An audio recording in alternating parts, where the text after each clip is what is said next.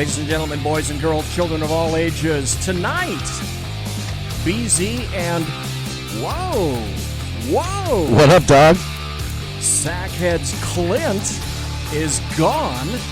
It's Sack Heads SHAUN tonight. Wow, so we are going to tear through the gristle of today's screaming headlines and rip out the sinewy tendons of truth ensconced within, all from the hoary streets of Sacramento, Fornicalia, exposing the trembling toadies, the sniveling jackanapes, and the fripperous fopdoodles, infesting leftist and progressive brain-housing groups nationally. Welcome to everyone, one and all, and also to our good friend. I assume you mean me. Yes. Oh, thank Christ. I wasn't sure, to be honest with you. I didn't know if you had other friends somewhere. Well, you know, we're going to have to make up some crazy crap about why Clint isn't here tonight, because since he's here, we're going to have to talk behind his back. I mean, that just goes as per normal, right? Well, why would we not? I mean, let's be honest. Well, we should. Yes. Talk behind his back because he's here and he's essentially defenseless. So already we got Mike in chat. Welcome to chat. We have one viewer, and we're not going to unmask the one viewer because hello, viewer. We don't do that here. Not yet in the shot show. And so it's any time that you're here, it's always great to see you back. And thank you. And when I say back, I mean, let's see, you stepped out the Wednesday show, I think back in April. It was back in April, if I'm not mistaken, and the times have been different, and I'm smart enough not to try to be Sackheads, and it's a different feel. I wish all three could be in here, but I mean, it's a distinct, great thing to have you. Well, thank you on your customary Wednesday show, because we got 50% of the owners of SHR right here, sitting right in front of me. So anytime that you're here, I mean, I see you every week. Okay, for the people, you know, behind inside baseball, behind radio, whatever the hell you want to call it. You and I have at least a lunch or a dinner a week, and we text all the damn time, etc. So yes, we do. You're always pumping out the media. And you still have a crazy schedule such that you can't come back on Wednesdays. This is, and I want to tell people up front, this is not normal. Mary Brockman, hello, welcome to see you. Anytime I'm here, it's not normal anyway. Well, that's kind of true. But what I mean by that is, for anybody that seems to think that this is going to be a regular thing, the schedule is such that no, we can't make it a regular thing, which is why it's always nice to have you back. It's good to be back. You know, it's funny. I was just saying to somebody via text message, I said, do I remember how to do all this shit? Talk and multitask. And because now my job's been easier, right? Because I've been doing a lot of behind-the-scenes shit. I was just going to say. I don't have to, worry about a camera in my face. Not that I worry, but, you know, I don't have to deal with that. I get to do social media. Oftentimes I'm not at the studio, so I get to just kind of log in wherever I am and help you guys out and do social media and text you nasty things while you're on the air, make fun of you guys vigorously and viciously behind the scenes, and then I go on my merry way, and I'm happy and everything's fine. But it is always good. It's still strange, BZ, I will tell you, to be in this chair. I was just going to say, because you were saying you were talking about multitasking. I got to do this. I got to put the cameras up and that sort of thing. Well, now I have to do that, and you've been doing an amazing job. I have to do that for Clint, and of course, I have to do that for my show. Right? Can I Bigfoot us together? I mean, like you and I, and some of the things that you've been doing. Can I tell people something rather remarkable? Yes. Okay. In the course of one night, I think it was last Thursday night's show. Whatever it was that you were doing behind the scenes, and Sean now has been doing a lot more social media. Whiskey Dale's in chat. Welcome to Whiskey Dale. Good evening.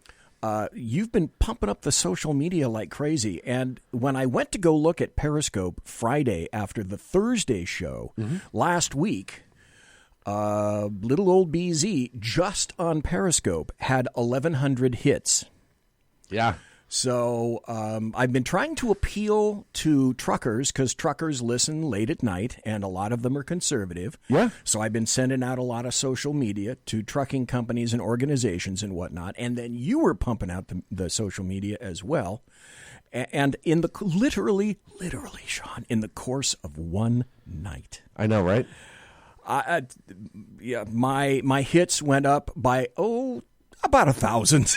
Well, you know what's funny, BZ, too? And I actually had this conversation with a friend of mine who's on Facebook, and she does some political stuff as well, named Shannon Lambas. And she put out a post, and it wasn't entirely political, but she put out a post Saturday, Friday or Saturday, I can't remember what day it was. But essentially she put out a post from her and her on-air partner that they did a show, and it was a short show. And they got nothing in response, and she had to go through and say, hey, is anybody seeing this? I put it on Facebook, I linked it, and this was on her page. I feel like I'm being shadow banned. And I said... From which area? From Facebook. Oh, okay. And I said... Does Facebook shadow ban? Well, I don't know. I suspect yes. But I've always suspected yes. But I said, no, you know what? I haven't seen it. And I know I've been friends with her for a long time, doing the politics thing. I said, I haven't seen it. And a lot of other people started chiming in and said, yeah, I haven't seen it either. What the hell? So, it's just sad because we do all of this work on the forefront to get stuff going. And there's absolutely nothing that comes on the back end, and that pisses me off. We talked about this so many times, and I told you that the chat room, tonight the chat room is, they're a sharp bunch of cookies, and this proves it. Whiskey Dale just said, and Sean doesn't bang on the mic like Clint does. No, I actually respect the equipment. And here's the other part, too. Most people don't realize this. And maybe I'll set out my little setup because I have my little setup going here. That's funny. I have my notes. I have my tablet over here so I can monitor our streams. I have social media going over here so I can monitor our social media as we go. God, that's great. So I'm still trying to do that. I have my notes. I have my drink. I have my articles that we're going to cover. And amazingly, I can navigate through all of this. All of this. I can move without doing that. Yeah, and not bang, and I apologize not to the bang good people crap listening. out of everything. Because I can control my person. Unlike other people. And before we went on video... we used to blame the nose, remember? Before we started doing video? Yeah. True. And now that everyone can see it, you can't have that argument. No, because now you know what happens. Right. And you can see it when it's happening. And like, is he throwing a sledgehammer around? Like, what is the deal? And it's like, no, he just has zero control whatsoever over his person. And Whiskey Dale in chat just said, hey, and we appreciate that, Sean. Well, hey, you know what, Whiskey Dale, God, I appreciate it. By the way, I also want to say that Whiskey Dale is the guy that's responsible for Clyde Cam. So, no way. Whiskey Dale is the guy that was nice enough to give us Clyde. And if you're watching on Periscope, YouTube or Facebook, there's a photo of Clyde up there right now.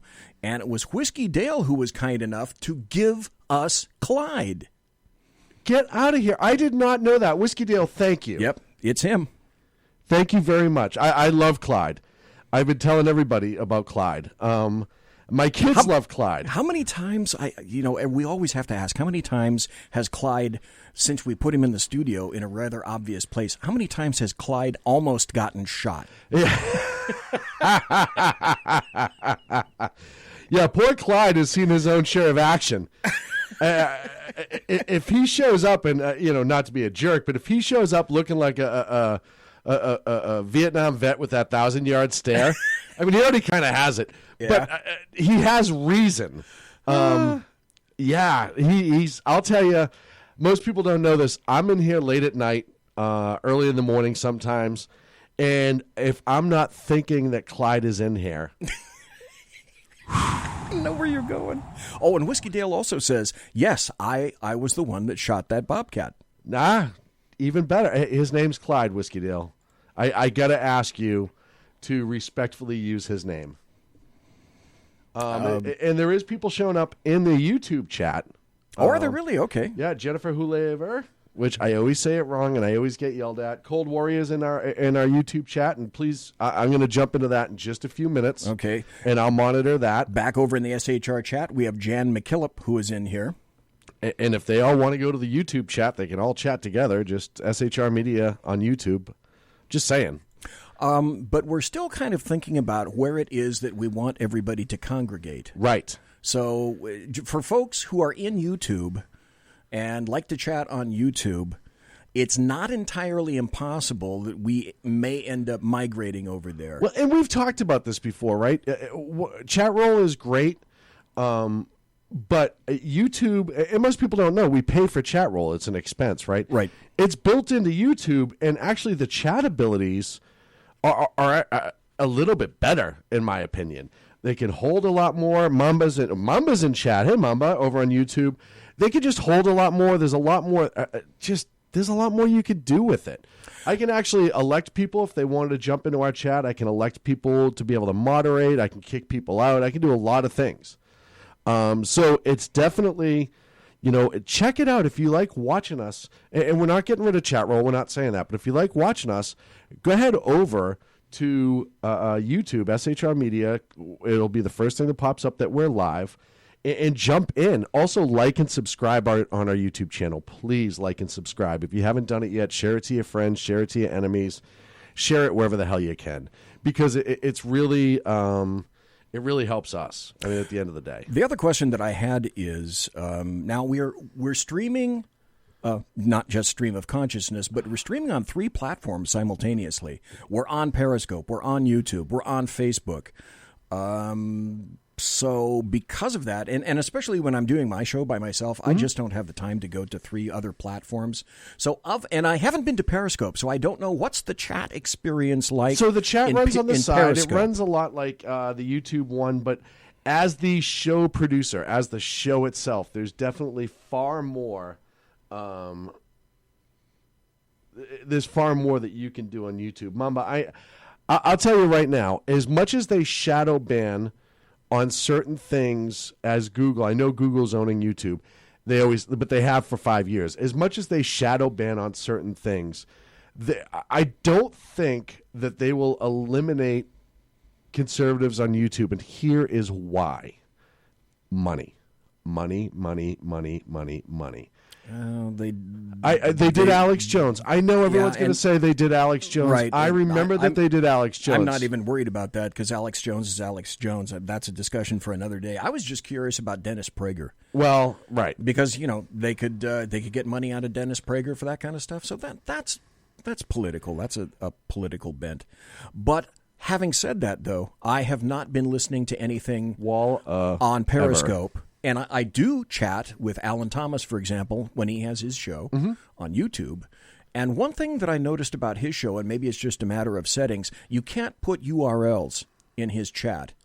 But I think that's a setting, because last week you said that, and last week I said, no. I've put URLs all over the place in our YouTube chat. Okay.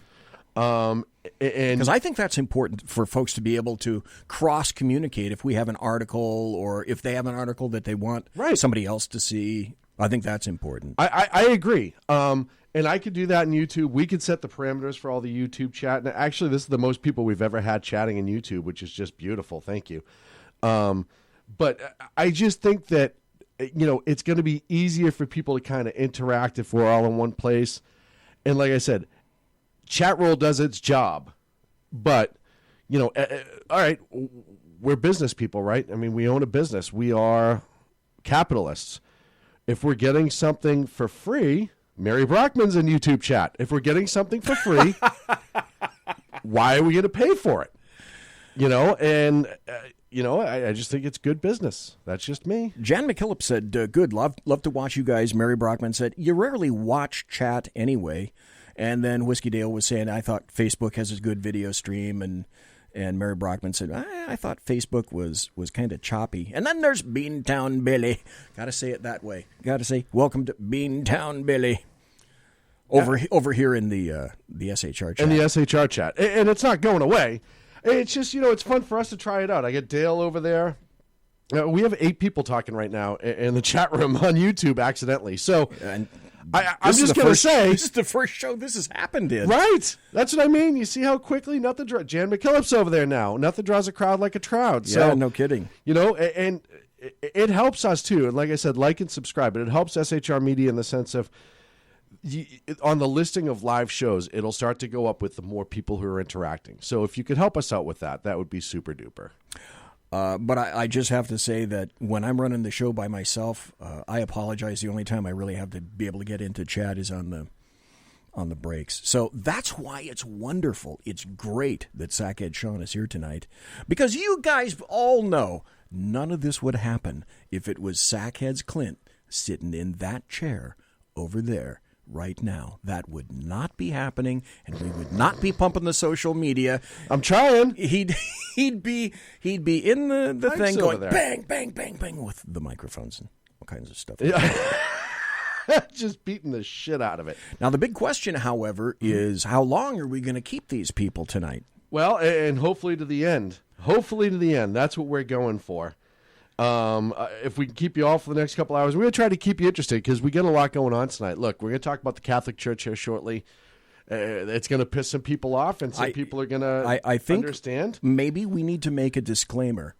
You'll understand a little bit later, but for those people who are thinking that you don't discuss religion or politics, tonight the Sackheads are going to be talking religion and politics, and we're going to be talking about the Catholic Church. Mm-hmm. We're going to be talking frankly about the Catholic Church. Yeah. And for those people, I'm just saying this up front, we may lose some of you. I hope we don't. But the reason that we are talking about it, Sack Heads SHAUN and I sat down at dinner and we had a big discussion as to whether or not we were even going to broach this topic. Well, and it's something that we probably just have to. And look, I mean, let's be honest about a few things. Part of fixing some things is debate. You have to be able to debate. You have to be able to discuss. You have to be able to do all of those things.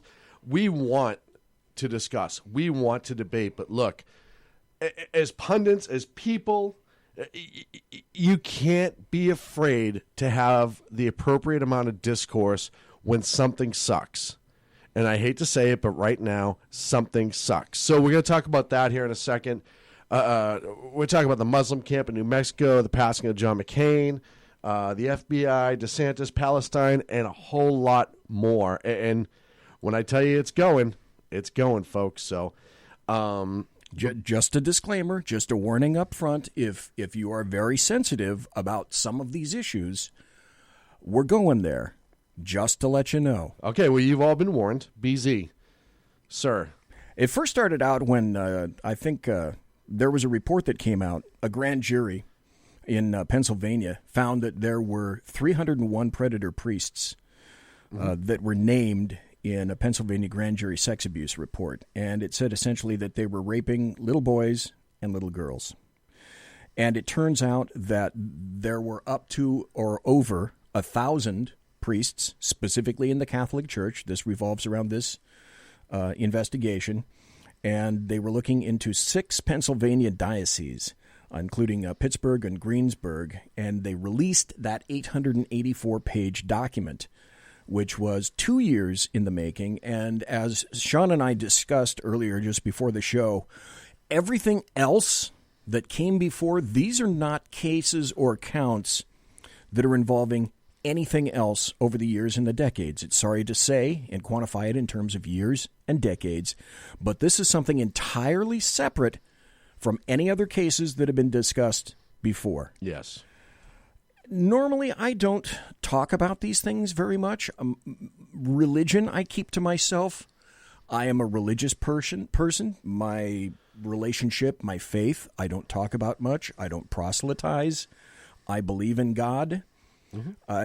And it's this occurrence and also the reactions that we're seeing, or in some instances, the non-reactions we're seeing, were such that it brought out some things that I hadn't touched in my brain in quite some time. Right.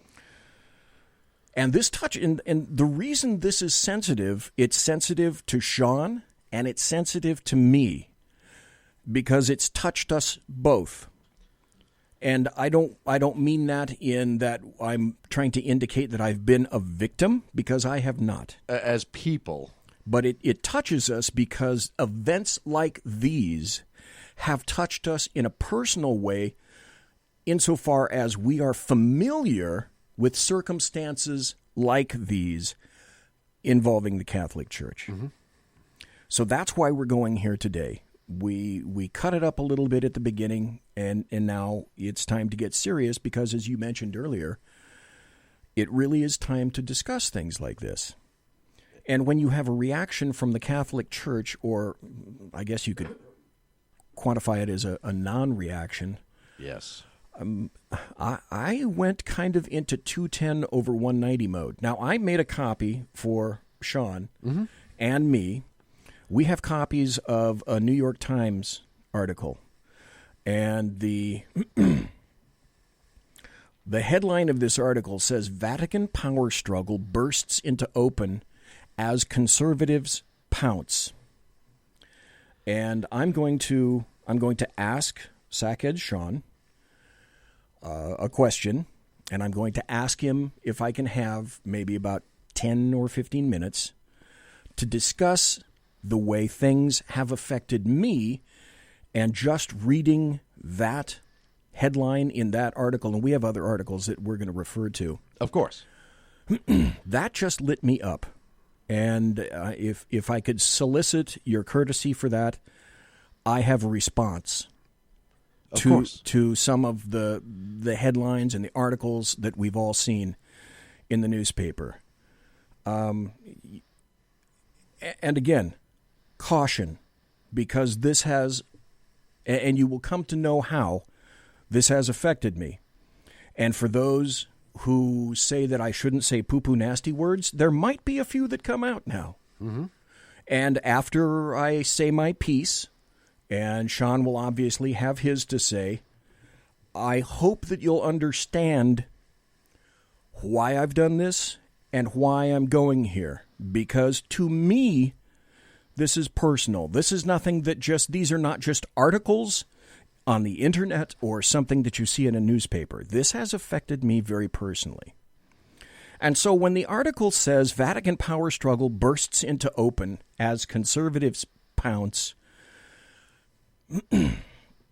excuse me just for a moment, you don't need to be a conservative to know that forcing an adult penis down the throat or into the anus of a young boy or a child is wrong. Okay, apparently that author, Jason Horowitz, believes only conservatives would object to that. Okay, conservatives are pouncing because no matter the time, the place, the persons, or the institutions involved, it's an abomination to conduct those acts on children. Yes. And Pope Francis, to proffer his classic line, "Who am I to judge?" I'd say to the Pope, you know what, buddy? It is your job to judge. Do your damned Pope job. The Catholic Church has been putting this issue on ignore mode, not just for the past few years, but decades and decades. And just like fake news can't admit their faults, the Catholic Church can't seem to admit its faults. The cover-up is almost as bad as the initial acts themselves. And make no mistake, they are an abomination upon the poor souls who were predated, essentially. So I want there to be no mistake. These acts are committed by adults against children, and no matter who the suspects are, collar or not, backed by the Pope or not, these are criminal in nature, and people need to do prison time, very, very long prison time. And I have to get this off my chest as well. People know that I worked in law enforcement. I worked 41 years in law enforcement. For 10 plus years, I was a detective for a large 2,000 plus officer California department. And I was in theft and warrants and sex assaults, robbery, homicide, and child abuse. I took classes from a guy named Sergeant Toby Tyler of the San Bernardino Sheriff's Department. He is a national and world recognized subject matter expert on child abuse. And I was asked to come to my child abuse unit. I was solicited. They knew that I could work cases. They also knew that I didn't have children. And I don't know if that comes as any shock to anybody. Sean's got kids. I do not. So I'm guessing they thought that it'd make it easier for me. Well, guess what? It wasn't easier. So here's what happens in many child abuse bureaus in law enforcement. The new guy gets the cases the rest of the bureau doesn't want because you had to prove yourself significantly before you got into what's called the big show. And that's pitting yourself in an interview room against a pedophile who's been power mind-fucking children for years and thinks he's smarter than you and pretty much knows the law as well as you do. He's cunning and a sociopath and sometimes highly intelligent and aided and abetted by family members and even sometimes organizational groups like NAMBLA. Okay, but remember the hierarchy of child abuse, at least in my department. This is how it worked. The new guy gets the cases that the rest of the teams don't want to take and no longer want. They did their time doing these cases, and now you have to do it too. So here's what the initial child abuse deputy gets in my department. I can't speak for anybody else. You get all the dead, burned, stabbed, boiled, shaken, crushed, lacerated, broken, buried, drowned baby cases that no one wants to work because they are so fucking grim and horrible, but you have to. Because evil like that has to be snuffed out and it has to be made to answer and pay. The physical cases, and that's what you get when you first go there, they torture you. If you're a parent, they tear you apart. They eat you alive. You can't touch them. You can't hug them. They're dead or hurt or bleeding in front of your eyes. And so you have to talk for them. You have to represent them. You have to be their voice. So you do your job and you investigate and you turn up evidence and you make contacts and you conduct interviews or interrogations. And you make your case to the best of your ability. Now, this is tough to talk about because it's bringing back memories that should mostly be forgotten, but I'm kind of risking the brain theater tonight so that I can make some points, because this shit takes its toll on you. Just ask the Kettle One company in the Netherlands, and they can tell you, quite frankly. And so if you're good and you clear your cases, and I'm sorry, but I'm going to go right through the break, and you fully represent the most innocent, the most unprotected, and vulnerable victims on the planet, you get to move on to the big show, and you pit yourself against adults who purposely used their brains, their maturity, their size, their physicality, their training, education, and experience, and guilt against the lesser brains and immaturity of children and infants. Infants are sexually abused. And if this makes you uncomfortable or you don't want to hear about it, I have to tell you, I couldn't give a fuck less. You either listen to this or you can tune my ass out. But that still won't change the reality of those children and infants that were in my sphere when I was working child abuse or the children abused by the Catholic Church.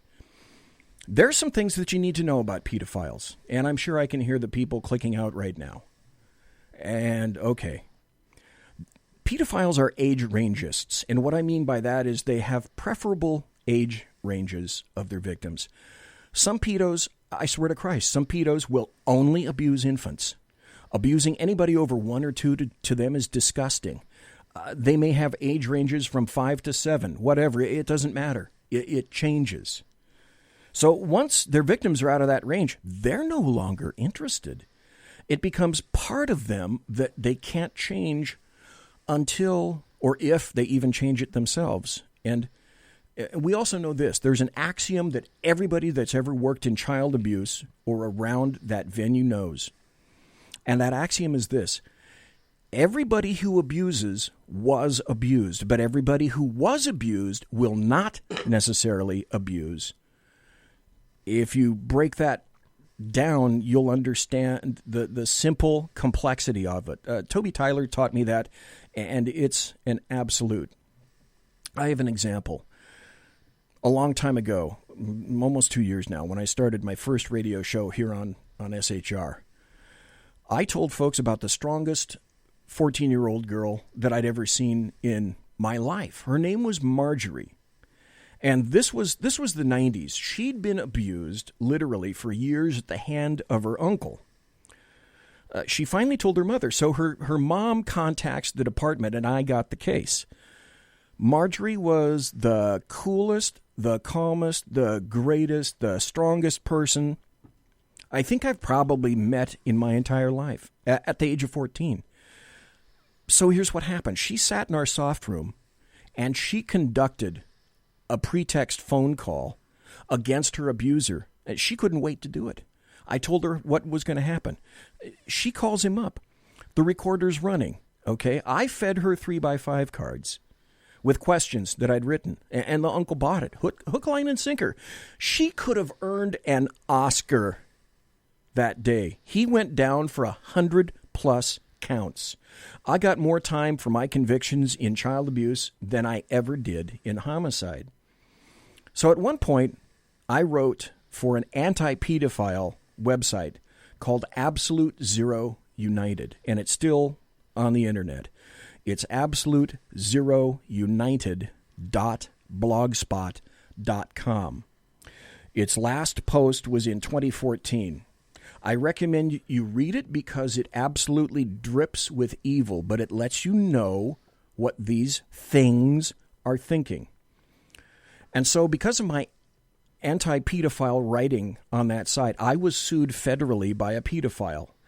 I prevailed, and so did some others who were named, but for a time, my personal information, my peace officer information, was made available on the web, and it was later taken down. So frankly, I highly recommend you go there. If this, I can't say it interests you, but if you've ever been involved in this, absolutezerounited.blogspot.com. You got to check their archives. Expose yourself to the world as it really exists. The world that you see now is not, it's not how you want it, but it's how it really exists. Well, I think to be able to, and not to interrupt, but I think one of the ways that you can better understand and identify pedophiles, not that understanding is what you want to do, but it makes it better to combat it if you have the information. Know your enemy. Yep. Absolutely know your enemy. You can go there and you can read the words of actual pedophiles attempting to justify and even bragging about their conquests of young boys and infants. Infants. Now, I talked about my brain theater. Pedophiles have some of the strongest brain theaters imaginable. Their urges can't be subsumed by castration or denigration or sarcasm or prison. It occurs in the mind, in the most fevered, fetid, disgusting coils of the brain, their fantasies. It's why all too frequently, once started, they can't stop. And I distinctly remember this dude's statement. There was a guy out of Oregon. He was executed in Washington. He was a serial boy killer. His name was Wesley Allen Dodd, and he was executed in Washington in 1993. And he said, I have to be executed because before I have an opportunity to escape or kill somebody else, because if I do escape, I promise you I will kill and rape again, and I will enjoy every minute of it. So it's all because of his fantasies, the mind. the same fantasies that percolate in the brains of abusers in the Catholic Church. There's nothing that makes them unique except that they exist in positions of trust in that community, which in my mind makes their crimes even more execrable. Mm-hmm. So, and I have to tell people about this too. This is why this resonates with me and pisses me off. When I was in child abuse, I got an allegation of an abuse by a Catholic priest in a regional diocese. I started to make contact, but I was told that that particular priest had relocated to another state. Well, I'm sure you can probably suss out that he was relocated. It didn't just happen, I don't think. So I take this information back to my sergeant, who told me to clear the case, and I wasn't the curmudgeonly bastard that I am now, and so I did what my sergeant told me to do. We talked about this at dinner, and I said, one of the things, Sean, that I'll never forget is I did the wrong thing that day, and that decision is going to follow me around in my brain theater. So when I hear that, I think this is a quote, an ideologically motivated opposition has weaponized the church's sex abuse crisis to threaten not only France's agenda, but his entire papacy, now knowing my background, trust me when I tell you, my default position is fuck yes, it should. Yeah. And so how can it not? I have to say this as well. Anybody that doesn't support getting rid of pedophile Catholic priests is damn near as evil as the perpetrators themselves. Because you evil fucks enable them and dismiss their actions and their motivations. You think that just because some bastard wears a collar or a red cloak or a tall white hat that they're inviolate. They're not. They're just evil men who need to pay for their crimes. Men. I want to make that distinction right now. Men, not God. Men are fallible. God knows it. Men are not the church. God is the church. Men are not God, but they apparently want to be. You better kneel to God, but if you continue to kneel to men, you're about to have a once great religion reduced to ash and rubble. So, Pope Francis, with your inaction, I submit he's guaranteeing the groundswell against the Catholic Church. Not to mention all the other things that are limiting the spread of the Catholic Church and all the other things that people think about religion in general. It's facing a crisis, not just Catholicism. If Pope Francis continues to do nothing and he doesn't remove evil bishops and cardinals and priests, you can't tell me, you can't convince me that so many of them did not know. That's bullshit. Then they are equally complicit. And then they themselves become a child abuse enabler. And then they themselves become evil. Ball's in your court, Popey. So I got to say to everybody there, I'm sorry for taking up all this time, and I'm sorry that I said some bad words, but to me, this stuff is personal. It's very personal to me. I don't think you need to apologize. Look, I think a lot of us feel the same way. I think a lot of us understand the difference between the priests who legitimately do it for the right reason and the priests that hide behind it. And look, I know specifically two people who were assaulted by men of the cloth. One was a full man of the cloth. The other one was becoming. It was shut down. It was hid. So it's personal. It was paid out. Personal for you, Of course too. It's personal. It's personal. It's also personal because I'm Catholic. I grew up in a Catholic church. I grew up being told what a Catholic church was. I grew up with John Paul. I grew up in Boston in the 80s and early 90s when all of the different allegations were going on. Cardinals were moving people and this and that and the other thing. And it's just horrific. Look, if you're the organization, in this case the Catholic Church, the last thing that you should want is any of these fucks representing you and then protecting them and going against everything that's in the fucking Bible. I don't understand how. And I can tell you right now, it's only a matter of time before half these assholes end up becoming citizens at the Vatican. Or all priests. That's going to be the other thing. Watch. All priests will become Vatican citizens and then working here on a visa to get them out of the country easier and have charges. They just won't extradite them. I've already said that's going to happen. I have to admit that's unique, and I certainly wouldn't have thought that. But I'm not saying that it's its own country. It's not. Well, yes, it is. Absolutely. And that's what scares me. Look, I'm a Catholic, and this pisses me off. No, you don't want it in your house. And yes, I am not the most active Catholic in the world before all the good priests that I know start seeking me out and hunting me down for saying, can you really say you're still a good Catholic? But, I am a Catholic. And it just pisses me off. For any pedophile pisses me off anyways, and it should piss you off. I think that's kind of, if it doesn't, there's something fucking wrong with you. If you're one of these people who are trying to normalize it and saying that it's a condition in the brain like homosexuality, there's something fucked up with you. They're children. They don't have the right to consent for a reason. It can't be a sexual orientation to have sex with children. It just can't be. And now, to be a place that's supposed to be safety and faith and religion, and have it be essentially okayed. And, oh, yeah, you know what? If you end up molesting a child, it's fine. We'll take care of you. Fuck, in prison, half these guys have to be separated so they get killed. The church is welcoming them to other places. They're protecting them.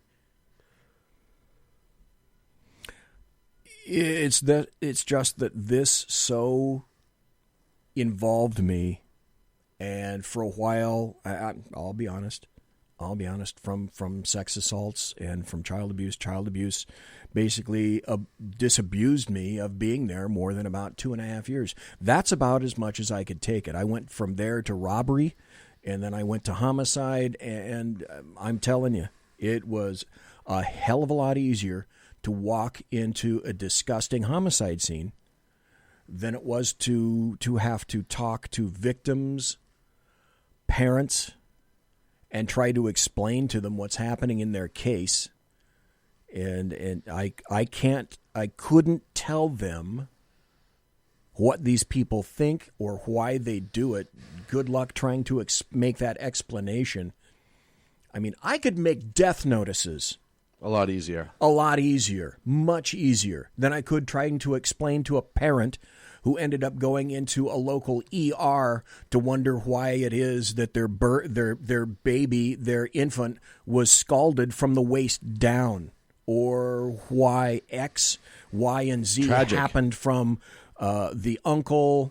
You know, when you're finally working the big show and you're in the room with these guys, and people say, oh, the first thing that I'd want to do when I get, just let me 5 minutes alone with these guys. Well, you can't do that. Mm-hmm. You can't go there. You can't. You understand why?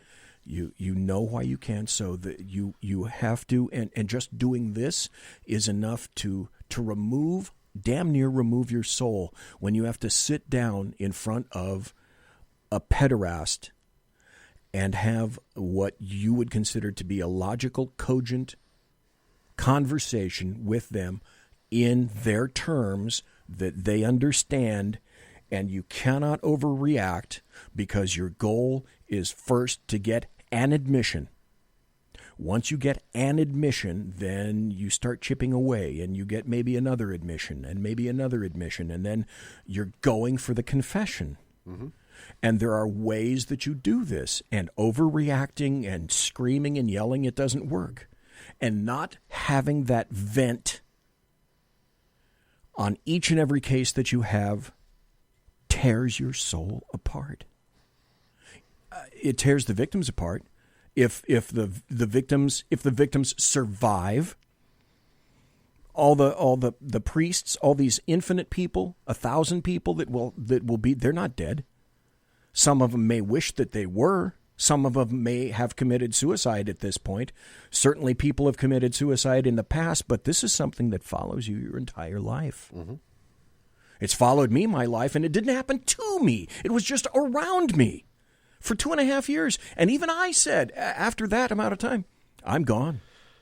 Well, and you have to be gone for your own mental ability. I could not continue to do that. And yet there were people, I probably shouldn't name his name. Pat Flood was probably one of the finest interrogators that I'd ever seen in my entire life, who could work a pedophile. He was brilliant. One of the most intelligent, brilliant, sympathetic to pedophile. That's an act. That's an act. But you have to do what you have to do to get what you need out of somebody that you believe is guilty. You got to do your job. You have to do your job. So this stuff, and we've already had somebody leave. I'm sorry, but I'm not. But this has to stop. Well, the problem is look, it amazes me when you have a child who is abused by just a person on the street, transient, homeless guy, whatever. People go out of their minds, and rightfully so. Demand justice, try to attack them, all these different things. I'm not saying that you should try to attack them when they're in custody. You know what I mean? People get so out of control of it. Right. But for some reason, when you have the same act done by a person of the cloth, and it's like people, they react really different. I equate it to cops. When a cop is accused of something, the whole world, the media, everybody else goes absolutely crazy about it. Oh, this cop did this cop did that. The funny part is when the conviction comes down, you know who's the most pissed about that is other cops.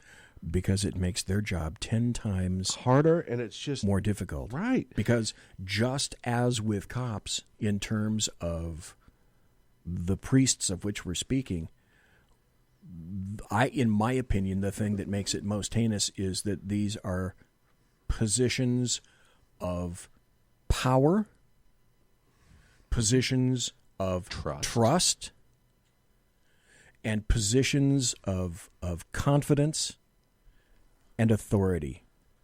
And people feel that they cannot, you need to be able to trust someone who not better than a priest. And when you betray your position of authority, your position of trust and power, I cannot envision how you gain that back. And the work has to be done. It just has to be done. And look, if you're the Pope right now, you should want this more than anything, and you should be the one who's leading this charge and talking about how horrific and what monsters these people are. Let them ask for forgiveness with God and deal with that with God. But the reality of the situation is, as the leader of the Catholic Church, everyone's looking for you to make a decision and to make some moves, and you're not doing it, and you're feckless, and it's horrific.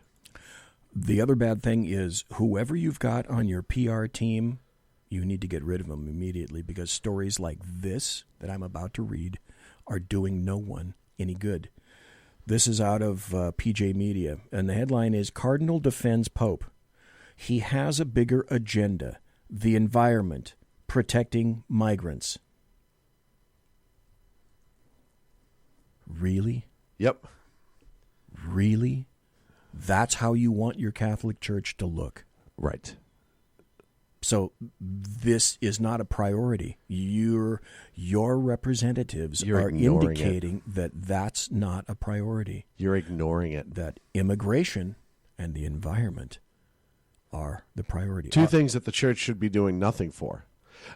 Look, I'm not saying that if an immigrant or a migrant shows up at a church asking for food and refuge, that's up to the church. I understand that.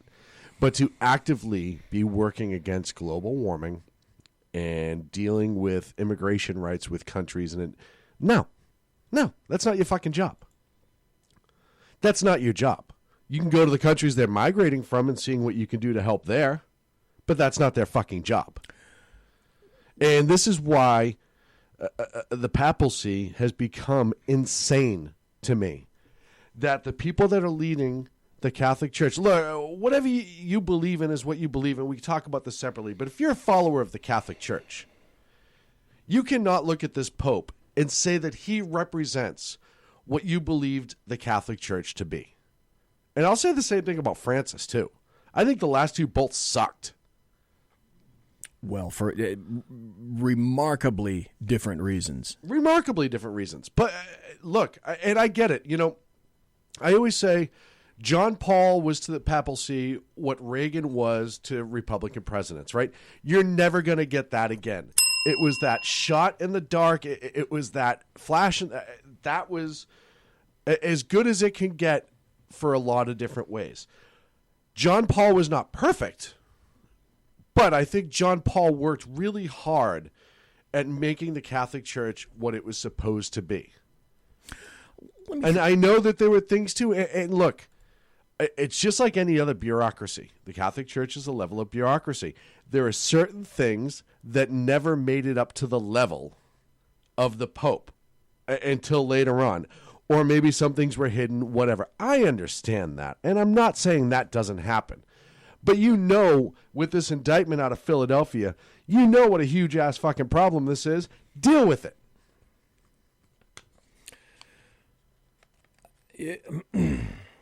These are one of those times where I'm kind of left speechless as to somehow this is the response that the Catholic Church wants associated with it. You know, it's like the left. The Catholic Church has become a leftist organization. All they do is start talking about what they want to talk about and ignore everything that's going wrong with their people. Look, have you heard anything about the Ellison allegations of the abuse? Yes. Right? Have you heard anything else about that? No. But they'll talk all this week about flags and Trump and whatever else. Same thing the Catholic Church is doing. What? There's all these abuse allegations going on? Let's talk about global warming and migrants. It is, I hate to say it, it's right out of Goebbels. It's right out of Bernays. Right? You keep telling people what they need to focus on repeatedly, and they'll focus on that. You're not owning anything. Anything. The thing I find interesting is that when you go to ESPN, you go there for a reason. There's a specific reason that you want to watch ESPN. When you watch an NFL football game, there's a specific reason that you go there. When you go to the Catholic Church, my guess would be there's a very specific reason that you go there. Yeah. And you're not necessarily there to talk about politics, but you are there to talk about the catechism, to talk about the Word of God, to relate with other Catholics, because that's what you've chosen. If you're Sean, you went what for confession a lot. There you go. Stations of the Cross, novenas, Hail Marys. I mean, trust me, they were all. I know it all very well. If I want left-wing opinions, I'll go listen to Antifa. But my guess would be people seek solace in the Catholic Church because they want to be comforted by the Word of God. Call me crazy, but I'll wager that's what the bulk of Catholics really want. Yeah, I think so too. They just need to speak the hell up, and they're not, and that's part of the problem. That's it. Really what it comes down to. Catholic priests themselves should be losing their minds. Cardinals should be losing their minds. Everybody up and down for the hierarchy should be losing their minds about this. For the exact same reason that you mentioned with regard to cops. Yep. It makes your job so much more difficult because that stains you as well. Mm-hmm. You carry that stain. You carry that mark. And it's one you don't want to be associated with at all, and yet people will paint you in that fashion. I agree. I don't know. There's so much more to talk about. Yeah, but let me back up just a little bit.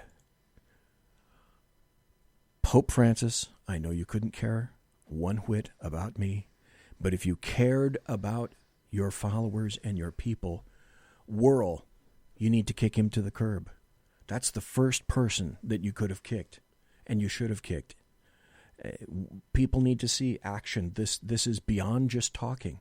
Talking isn't doing it because it's not stopping. And I just went into a lengthy explanation with regard to my experiences and why these things occur and how you need to take care of them. And that's to remove people, because soft, kind words ain't cutting it. At all. Look, you'll get more followers, you'll get more people staying in the church and people not leaving the church if you are as tough as humanly possible on this and say, we put our money where our mouth is. Correction, we put your money where our mouth is. Yes. Exactly. Let me throw this out and you tell me if I'm wrong. We got about another 3 minutes before the top of the hour break, which I swear we will take. Could not today is Wednesday, could not by, say, Sunday, this weekend, the Vatican, the Holy See, do something concretely positive about this? 100% yes. They could have done it by tomorrow. Precisely. And that's the point that is, after my entire ranting, I find that probably the most disappointing because the ability exists to show people you mean it. But you know what, BZ? They honestly could right now. And right now I mean this. Say, look, we will turn over every file, every case, everything we have that we know of involved anyone in our church, any member of our church, any employee, anything, even if it's just a janitor who molested, abused any children, and we will turn them over to the appropriate authorities starting tomorrow. And we will absolutely start pushing people back to where they belong to face charges. We will assist in however we want. We won't hide people at the Vatican like they had been doing. We'll out everybody. Come get them. They could do that tomorrow. And I will tell you right now, there are so many people that would be thankful that are Catholics and non-Catholics. And look, I can tell you, as a young guy growing up in Catholic church, you know, when we found out different people that we know who had been abused, you immediately start wondering, is it that priest? Is it this priest? Well, this priest was really nice to me. What's he up for? You know, and I know that sucks, but it's true. And I can tell you right now, there was some priests that we were always like, okay then. And there are other priests who you're like, nah, he's just, he's just fine. But you don't always know, do you? That's the sad part. To the people who are saying right now, and who've already said it upon the first 5 seconds of us touching this subject, why are you airing the church's dirty laundry? Let the church take care of itself. These are issues that you'd best not address. They're best left to the church to address, and I'm not interested in hearing about this. This is not an issue for you to bring up. And my response in kind to that would be, I wouldn't be talking about it right now if it wasn't the issue. That's not my problem. That's the church's problem. They put themselves on Front Street, not me. I'll tell you right now, my answer to that is, as a Catholic, it most certainly is my problem. Absolutely is my problem. It's your church to fix. Yes. And we are the church, aren't we? I mean, we are members of that church. We are what make those churches possible. So don't say it's not ours to fix. And then, as an American, understanding the justice system, I also believe that it's mine to fix. No more than any other crime that's going on. I believe it needs to be fixed.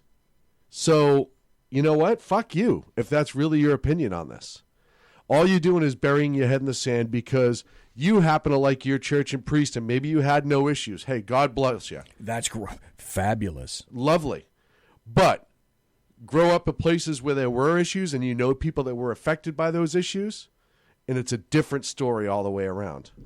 I know we're on the break. Hey, listen, everyone who's watching YouTube, please like and subscribe. Periscope, please give us as many hearts as you can. Facebook Live, like us, share us. Please like the page, shrmedia.com. On Twitter, SHR Media Group. Go ahead and like that as well, please. Folks, when we come back, we're going to be talking about a situation that seems to, week by week, just get more bizarre and more strange. You're listening to the Sack Heads Against Tyranny, live and direct right here from the SHR Media Network. Go to shrmedia.com. Conservative media done right. You're listening to the SHR Media Network. Hey, it's Sean from the Sack Heads radio show. Also one of the owners here at the SHR Media Network.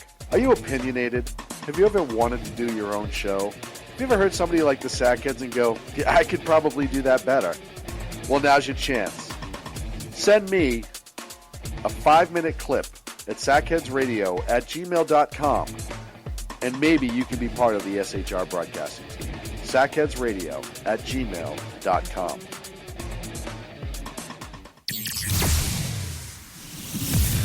Broadcasting behind enemy lines in occupied California, a mere 2 miles from the state capital, the bloviating Zeppelin's Berserk Bobcat Saloon radio show can be heard every Tuesday and Thursday night at 8 p.m. Pacific and 11 p.m. Eastern, only on the SHR Media Network. Go to shrmedia.com to listen. You can also watch on the SHR Media Facebook page and the SHR Media YouTube channel. No goldfish were abused in the making of this ad.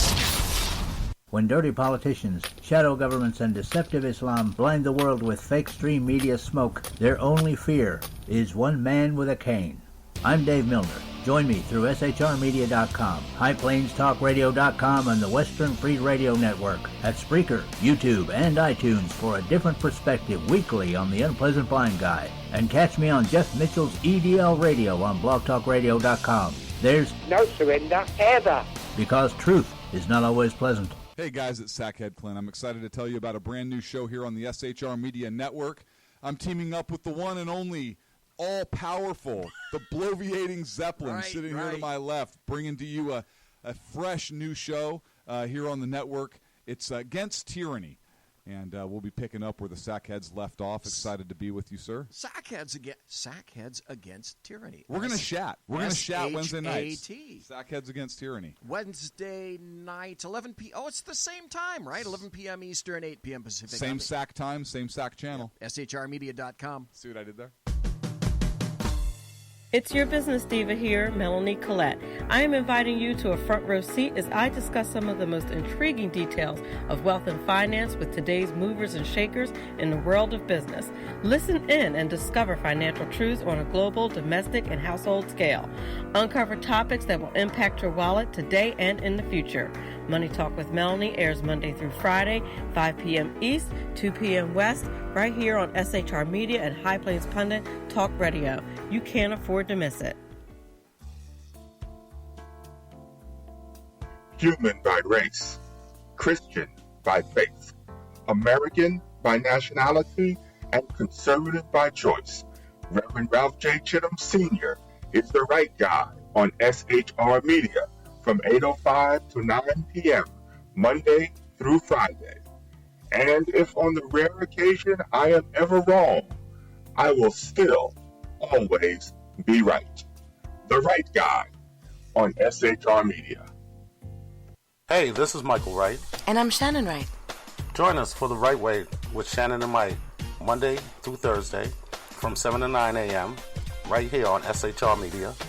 Why are they joining us? For fun things like sports, politics. Oh, maybe some news and entertainment? And all kinds of other things. Money and recipes and events, all kinds of stuff. Yeah, so join us Monday through Thursday, 7 to 9 a.m. here on shrmedia.com. Hey, BZ. So the plan's working. You got rid of Sacco. Sean is now stepping away. I never even saw him.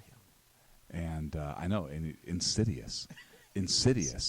You know, we talked about this for for the last 3 years, and finally coming to fruition. You know, I'm still in the room, right? It's almost like he's here still. Did you hear that? Yeah, it's kind of. It's amazing. It's kind of at you. It's kind of eerie. Kind of a poltergeist. Like a poltergeisty thing. Yeah, Sack Heads Against Tyranny. You're listening to the SHR Media Network. And we're back.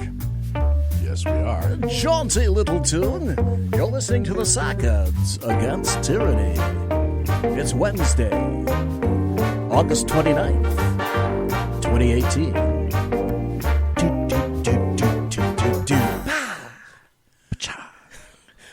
I like that. I'm glad, I think it's a great tune. I'm glad I found that. You go scraping through a lot of stuff, and boy, did I found all sorts of stingers and stuff. Oh, my God. My stuff has stuff. Hey, my stuff has stuff. I just thought that was a song that was popular when you were in high school, so... No. What do I know, though? No, I don't know, right? No, I have to be honest. The songs that were popular in high school were Ugh, Go Get Dinosaur. Yeah. Ugh, Throw Rock. Yeah, no kidding. Ching, ching, ching, ching, ching, ching, ching, ching. Right into the stone with the chisel. That's right. All right, we got to go quick. Yeah. We got to go quick. So, the Muslim camp that was raided with a 3-year-old died during a what is believed to be some sort of ritual. They arrested people. They were training for school shootings as well as potentially other public shootings, these young kids. It was a terrorist training camp. You could call it whatever you want, but that's what it was. It was designed to bring fear and terror to the masses to push in a political agenda. And they were way far away out in the desert because they didn't want to be found, not because they couldn't find the civilization pushed these poor Muslims No, they were away hiding so they could fucking train. Exactly. That's why they were way the Long hell and short, out where they were. Prosecution failed on the 10-day rule to produce sufficient evidence, and the judge allowed 3 of them to walk. Now, why? Is it just me, or is this not one of the most bizarre cases we've come across? Insane. Almost since the Las Vegas shooting.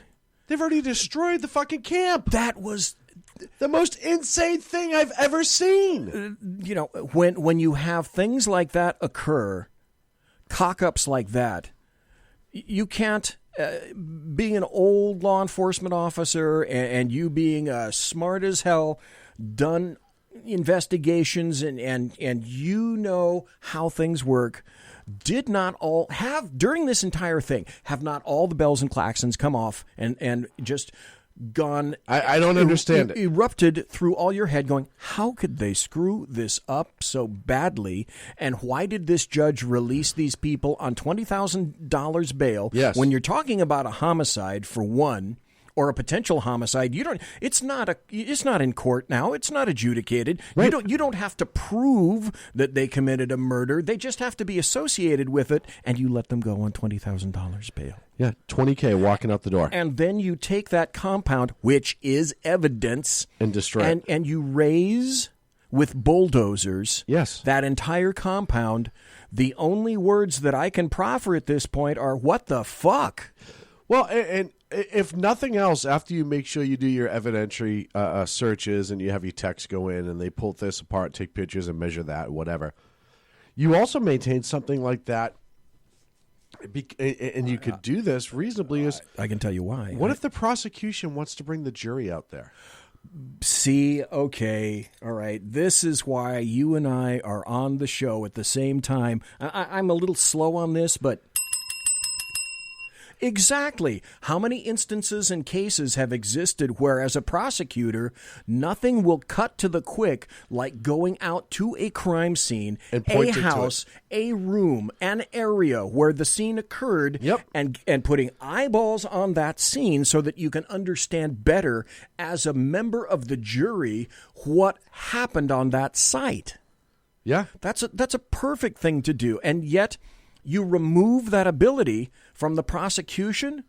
Under whose order and authority? If I were the department reigning over that, I'd be kicking camshafts over someone making that decision if I weren't consulted. And if I was consulted, why would I ever approve? Yeah, I'd be 450 over 210. Good Lord. None of this is making any sense whatsoever. And then this week, the cock-up where the DA, are you serious? You're trying to tell me the DA isn't paying attention to, and I hate to say this, to process under something this serious? Why were they not being held I don't know. That's the judge's decision, and that judge, I don't have a federal court judge, right? I don't have bad. No, it wasn't. That's the problem, right? Because if it was a federal court judge, they'd fuck them up the ass. But because, and this is why. Look, God, this is where I'm going to get yelled at probably. But this is at times almost like ICE needs to do in some cases. This is where the feds, Homeland Security, the feds, U.S. District Attorney's Office, whatever, needs to step in and go, hey, you know what? Because this is terrorism and this kind of falls a little bit more under... Yeah, we got this. We got this. Which makes you wonder if the evidence wasn't destroyed quickly for a reason.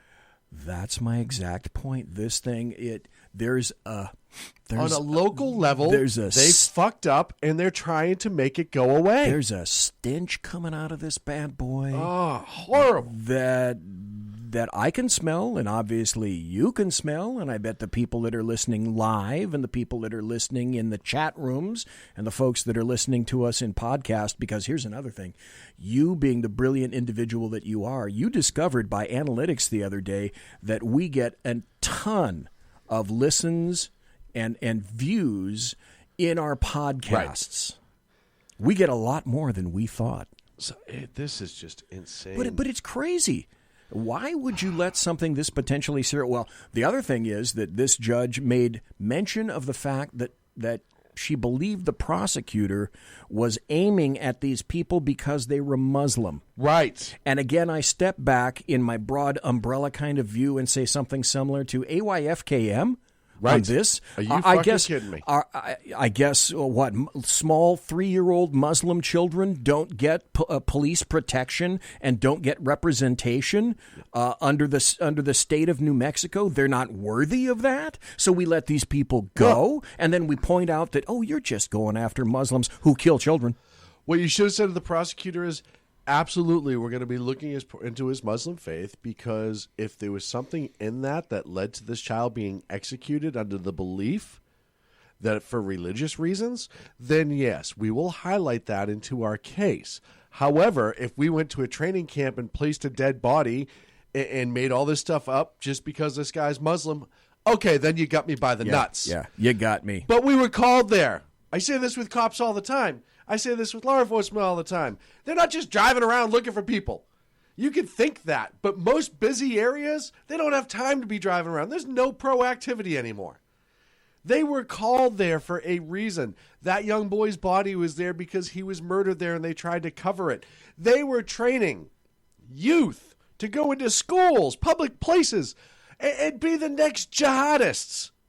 Well, then I guess it's also really important that this judge believed that it was important to reduce the bails of these people so they could go back and continue to abuse these kids, because it turns out that they were 11 malnourished kids. So again, I say, well, apparently Muslims don't deserve protection of the law. And these kids, because they're Muslim kids, apparently don't deserve the protection of New Mexico law as well. What other conclusion can you draw? Well, you have the kidnapping across state lines, so now you can start talking about federal. You have the potential terrorism conspiracy going on. You have a lot of things going on. The feds, I hate to say this, and I'm probably going to get kicked in the balls by a few friends, but the New Mexican government is fucking this like a $2 whore, and they need to go in and actually levy federal charges on these fucks. They can still face the state charges, but they should have absolutely been federal charges on this, hands down. And if the U.S. District Attorney in that area wasn't chomping at the bit to fucking be there today to rearrest them for federal charges, what the fuck? Yeah, it's when you have one thing that's awry, you think to yourself, oh, that's kind of weird. Then when you have a judge dropping bail, then you say, well, that's even weirder still. And then when you have an underreaction by the court to the severity of the charges, you continue to think, damn, that is really weird. And then when you have people go in with bulldozers and completely raze that compound that no one seems to know who specifically gave that order, you say, this is approaching the Twilight Zone. And then when you have the DA screwing the pooch and not abiding by processes and procedures, you have to ask yourself somewhere along the line, is this purposeful? Or are they really that incompetent and or biased? Well, you know what they say, where there's smoke, there's assholes, and there's a whole bunch of smoke in New Mexico right now. I haven't heard that, but I'm picking that up from now on. Let's move on. Look, everyone else has talked about this. We'll touch on it. Yeah, for a few we'll minutes. address it here. You know, the passing of Senator John McCain. Look, here's my belief, Sack Heads SHAUN. I'll never touch his military service at all. I thank him like I do anybody else. We can talk about the Forrestal and his incarceration as a POW, etc. Right. That's not the time or place. No, that's down the road. You know, you could talk about him as a personal man with his family and his loved ones. I have nothing negative to say. By all accounts, he was a good dad. He loved the people around him, and he treated them lovely. You know, maybe he had a temper, or he was rough as a kid. Who wasn't? As a senator, I have my serious issues with him. I think that specifically after he lost the election, he felt that the GOP kind of slapped him in the face, that he got Palin, who was, at the time, everyone forgets, she was a relative nobody, who was more conservative than he was. I think he wanted Romney as his running mate. It didn't happen. I think he got slapped in the face. And ever since then, and a few times before, but ever since then, he was about sticking the finger in the face of the GOP, and it was completely personal. Part of the Gang of Eight. How many times did he vow to overturn Obamacare and then do nothing? And, all these right. different things. He was not a great senator. Look, his fight was Trump. Yeah, Trump brought that. McCain brought that on himself for the things that he said. He knows how Trump is. They're going to go back and forth.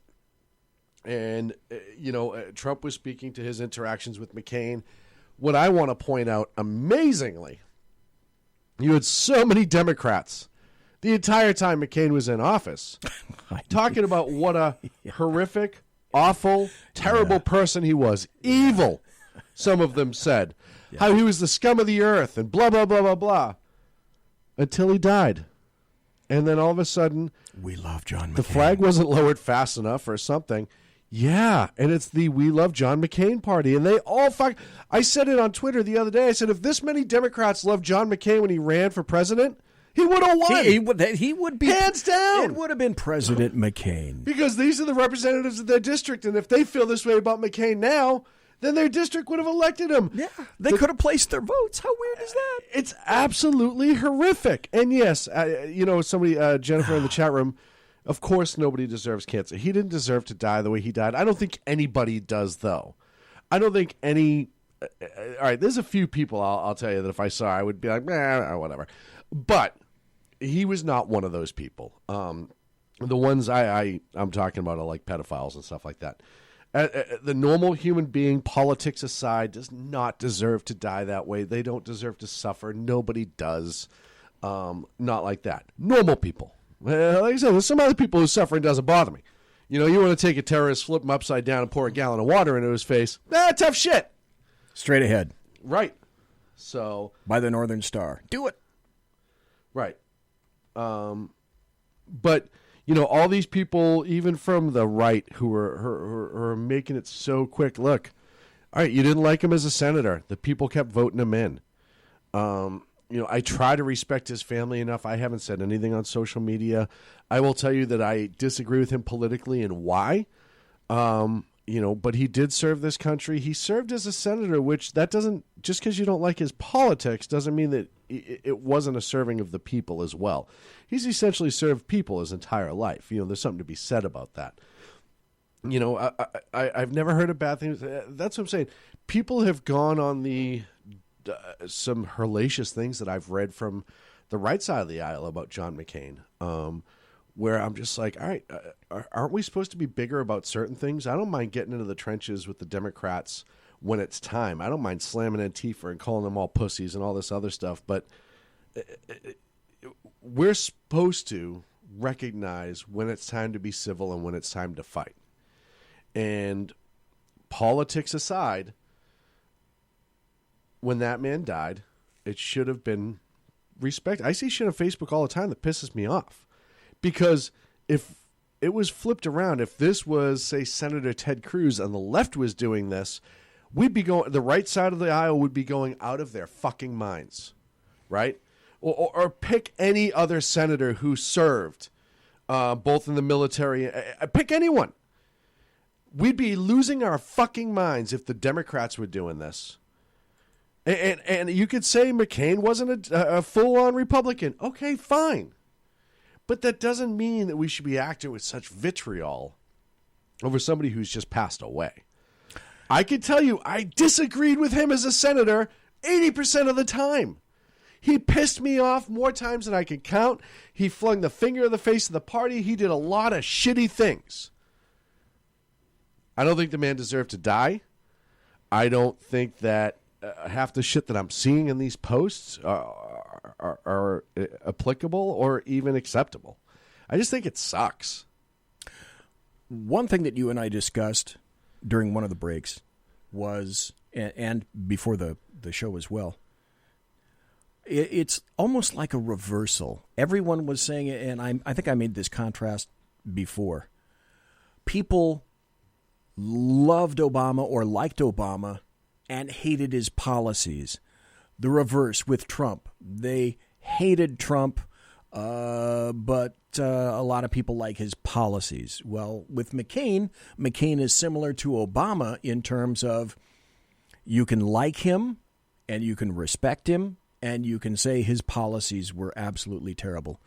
I'm going to discuss this tomorrow night on BZ's Berserk Bobcat Saloon in more depth. But the first thing that I will say right now, and when I step off about McCain tomorrow, one of the first things that I'm going to say is it's an I wish.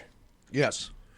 And I wish that John McCain had been the two things that I value most out of a speaker, an interviewer, a presenter, someone in politics. I value two things, honesty and clarity. Mm-hmm. I wish John McCain had just been honest with the people in Arizona. I wish he'd been honest with the GOP. Yeah. And I wish he'd been clear about what he wanted to do. I would, if let's rewind the tape, and John McCain is getting into politics as a young guy. And if John McCain and his policies and his politics were the same then, I do not know, but I'm just throwing this out as an option and an opinion.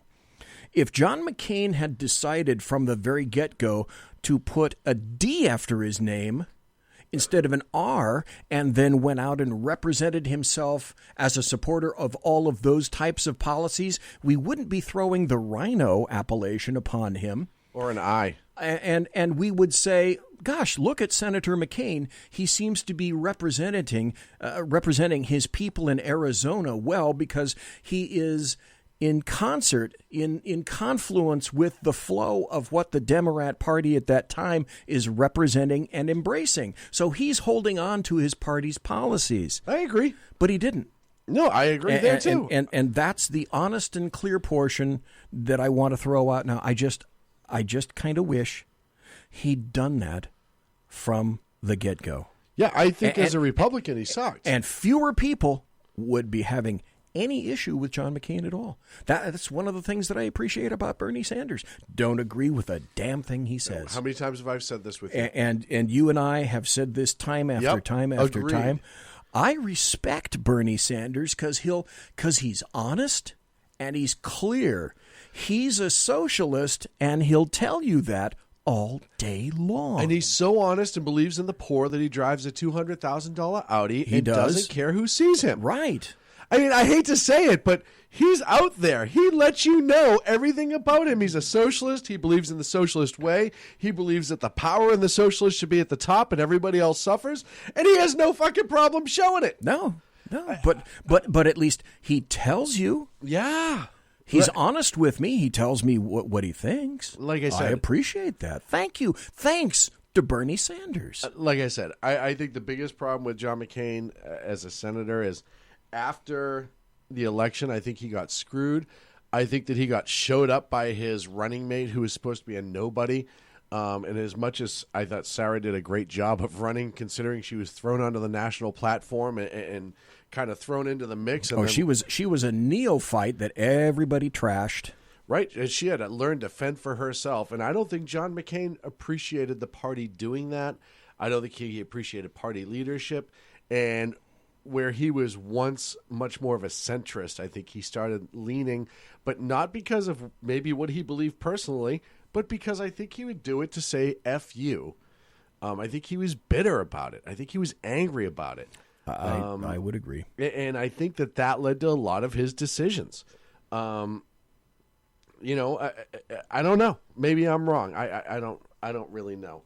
A couple other things, and I'm going to move things around, BZ, if you don't mind, because I do want to spend the last 30 on the FBI. So I want to talk about DeSantis and no, because you have the clip on that, so maybe we'll hold on to that.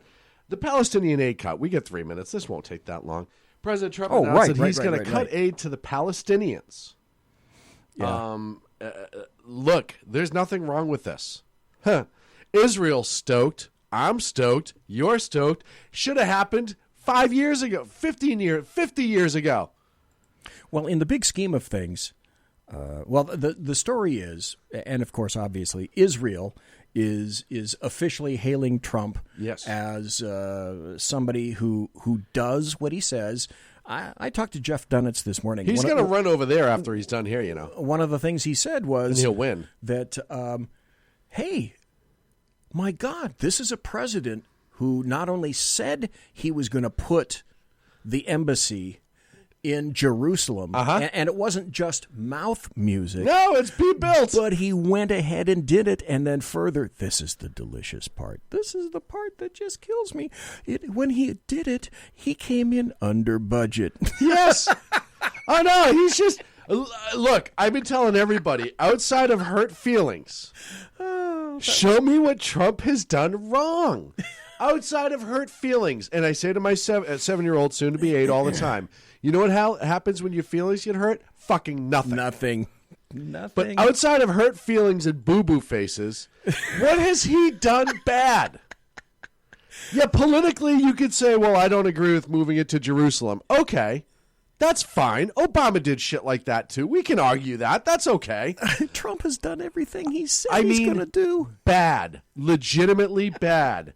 And I'm waiting for people to come tell me what he's done that's actually bad. Said some naughty things before he was elected. Oh, well, maybe he paid off Stormy Daniels. Well, fucking how much did Clinton pay off Paula Jones and he's hailed as a hero?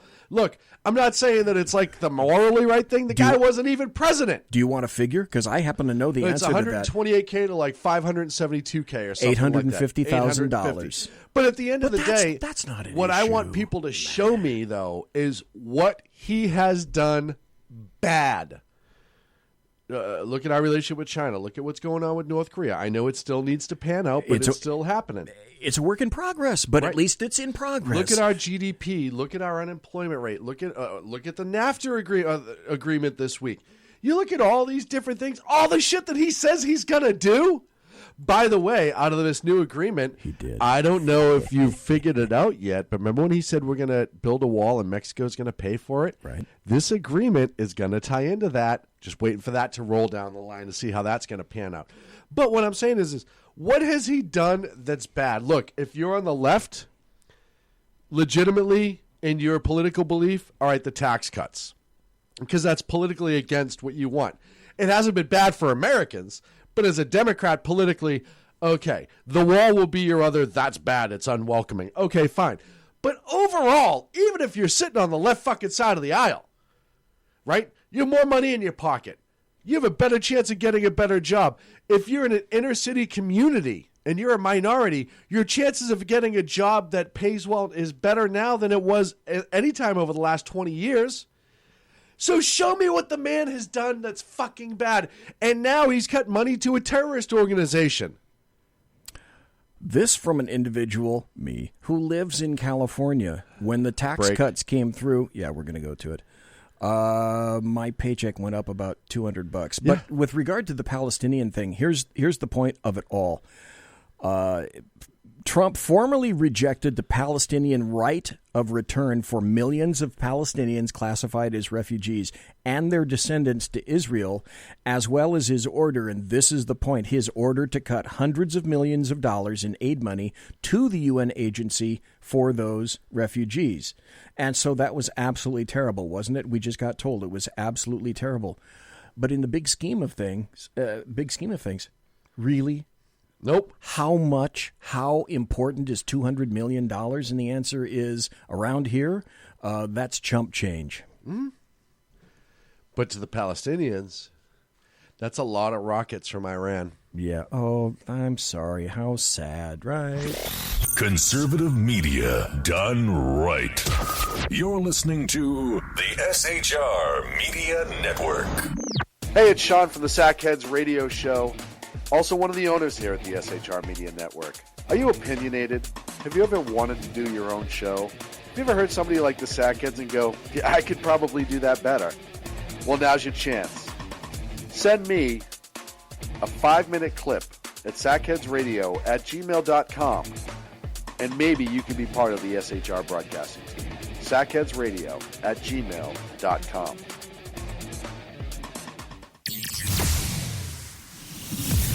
Broadcasting behind enemy lines in occupied California, a mere 2 miles from the state capitol, the bloviating Zeppelin's Berserk Bobcat Saloon radio show can be heard every Tuesday and Thursday night at 8 p.m. Pacific and 11 p.m. Eastern, only on the SHR Media Network. Go to shrmedia.com to listen. You can also watch on the SHR Media Facebook page and the SHR Media YouTube channel. No goldfish were abused in the making of this ad.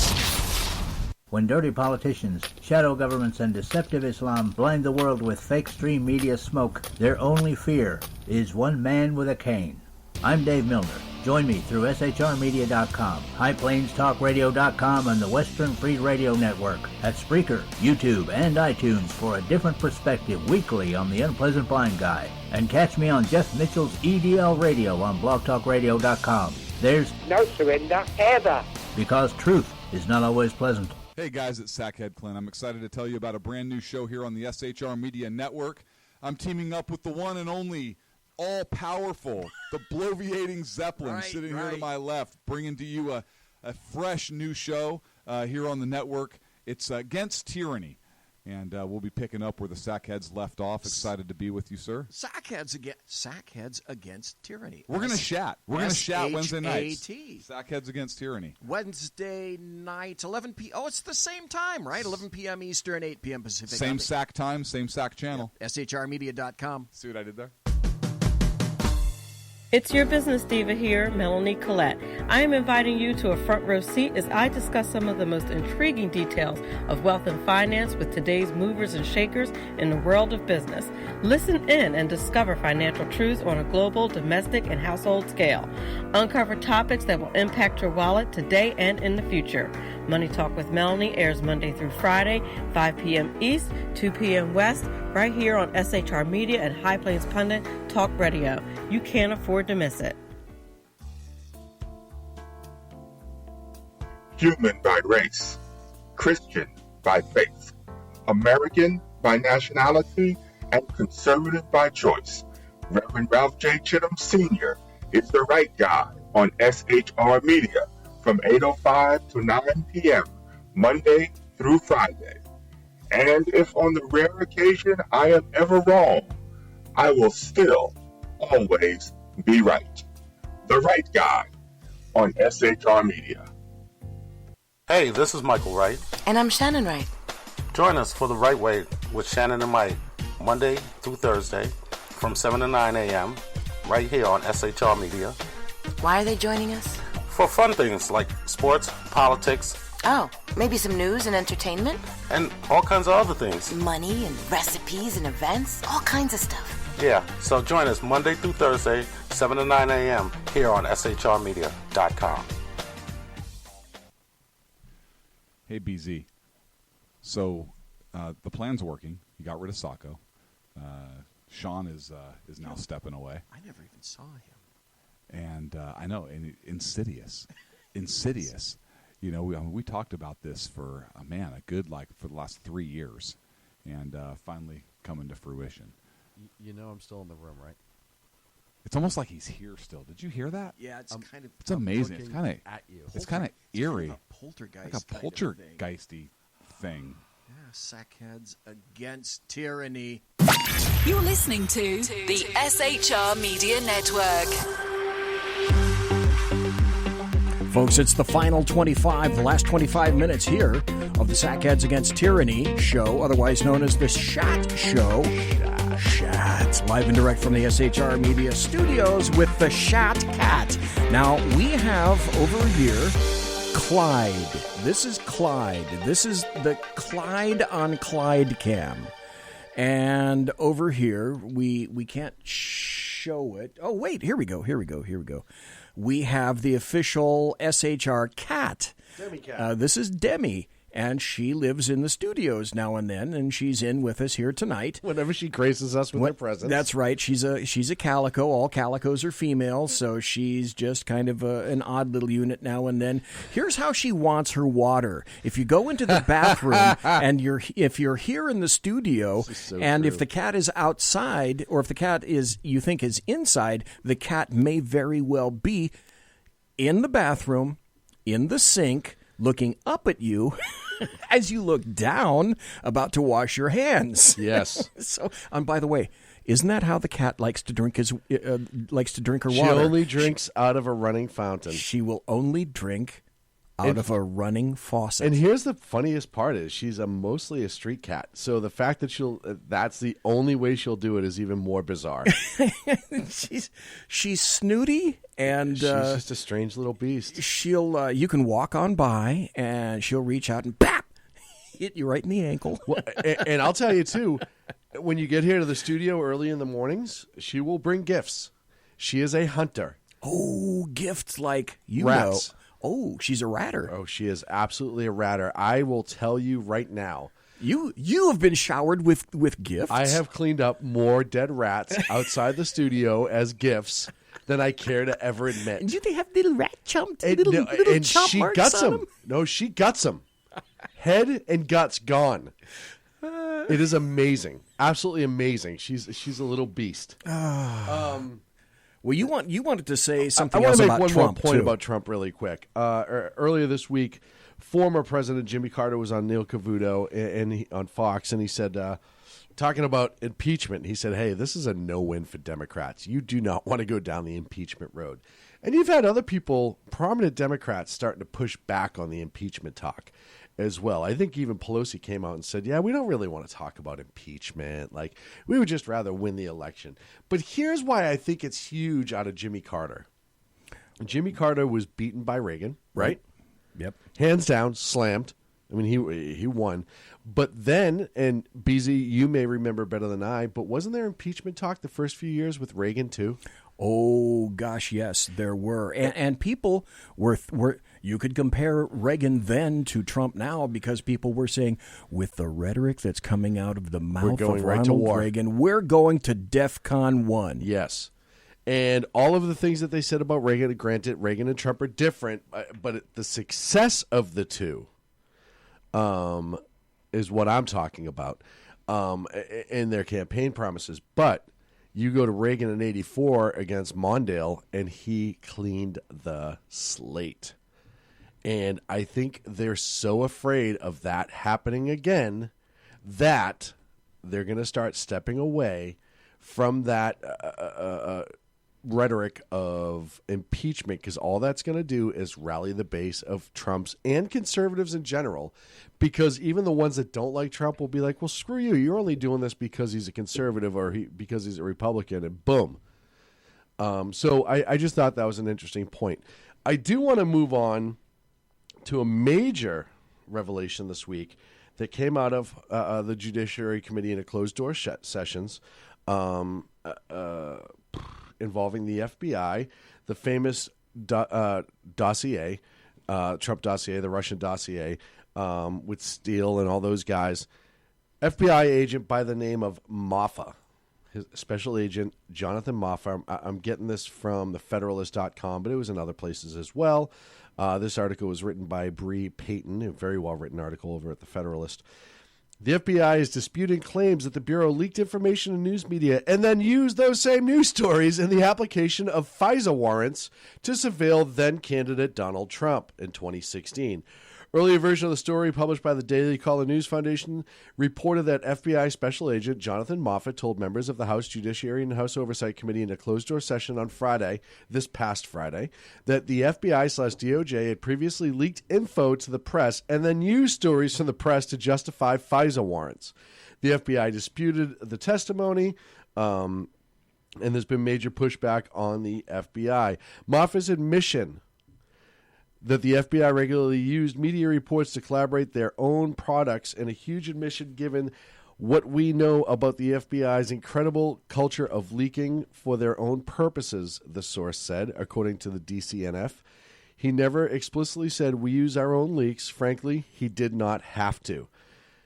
Look, and then you had Orr testify today. Based on the testimony Friday by Moffa, you had Orr testify today. BZ? Orr testified yesterday behind closed doors, and there is an individual. I've heard Jim Jordan and Mark Meadows speak about the information in as kind of a circuitous route, because I don't think that they can drop a bomb just yet.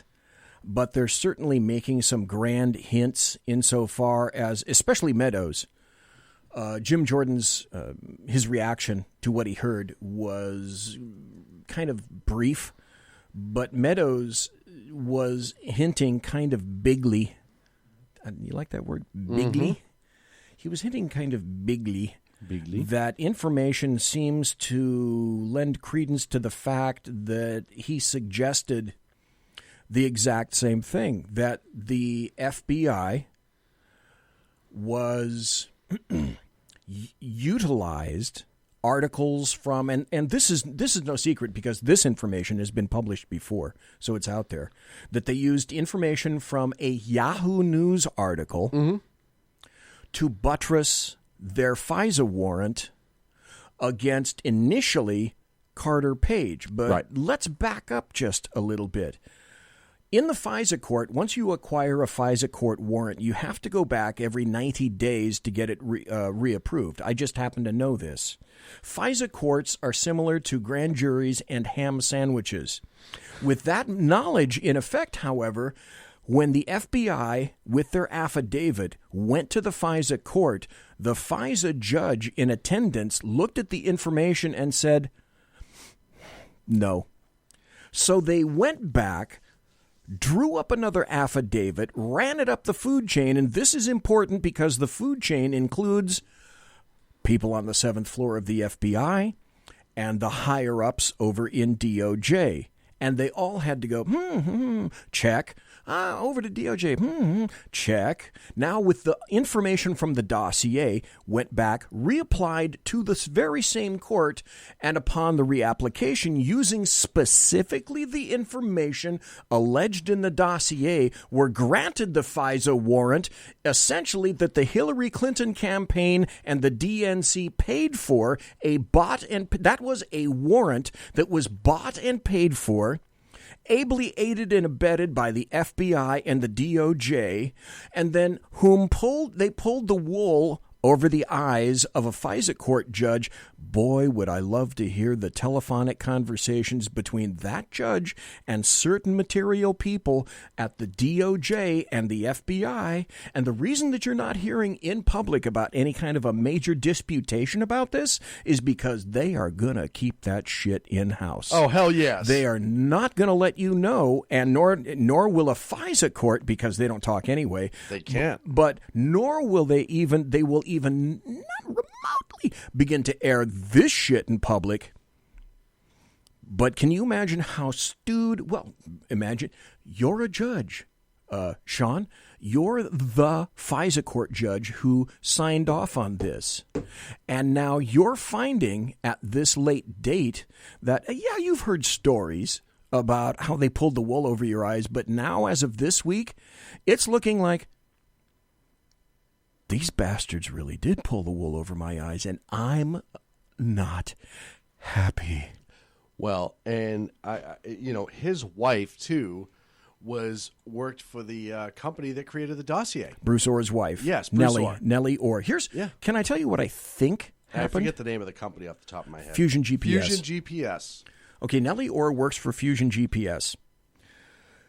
She is the wife of Bruce Orr. Bruce Orr is in the DOJ. He's under Rod Rosenstein. Bruce Orr, CNN, fake news, are portraying Bruce Orr as a minor figure. At one point, Bruce Orr was the number 4 guy in the DOJ. Yes. I guess that's a minor character in the eyes of CNN. They're acting like he was like pushing a broom around the DOJ building. We only saw Bruce at night when he was pushing that cart around and the waxer. He was stripping the floors and then he was waxing them, and he'd be gone by the time we got there at 8. Yeah, nobody really knew much about him anyhow. No, he was just sort of a shadow character. Yeah. But what I think happened is that by way of Fusion GPS and Christopher Steele and Glenn Simpson, I believe she caught wind of a copy of the dossier, brought that over to her husband in a briefcase, which is, I believe, questionable because I'm sure she didn't invite him over to the Fusion GPS headquarters, shows him a copy of that, and because of their political bents, they both decided, I can only do so much with this. My beloved husband, Bruce, so I, Nellie, give this gift, a copy, to you so that you can take it to the DOJ administrators because we both admit we hate that guy, Donald John Trump, the guy with the dead orange cat on his head. The football is in your hands now, my beloved husband, Bruce. See what you can do with it. Well, and then this all dovetails back to Peter Strzok and his girlfriend. Oh, Peter Strzok and his girlfriend. About their text, which, by the way, I just watched the video again of Trey Gowdy destroying him over the text. But this goes back. This goes back to that and him saying, "Oh, we have no political agenda. We have no this," and that was, I completely had nothing. No. He was part of the Russian investigation, the collusion. He was part of the Mueller campaign. Then you throw Orr in, and you throw all. It shows you the entire upper echelon of the FBI was bought and fucking paid for. And here's the amazing part: they were bought and paid for to stop Trump from becoming president. The FBI and the DOJ, and they still couldn't fucking do it. So not only are they scandalous motherfuckers, but they're incompetent, scandalous motherfuckers. And now, as you mentioned earlier in a text to me, you start getting into the fruit of the poisonous tree doctrine. Quick law lesson for everybody out there who doesn't know what this means. Fruit of the poisonous tree doctrine essentially says that if the fruit is bad, the tree is bad. If the tree is bad, the fruit's going to be bad, is a better way of putting it. I got it backwards at first. In other words, once something in your investigation is illegal, everything after that is inadmissible and illegal because you have obtained it illegally. So any evidence other than the DUI per se law, the law of the land, any other evidence after that fact is no longer legal because you have committed an illegal act during your investigation.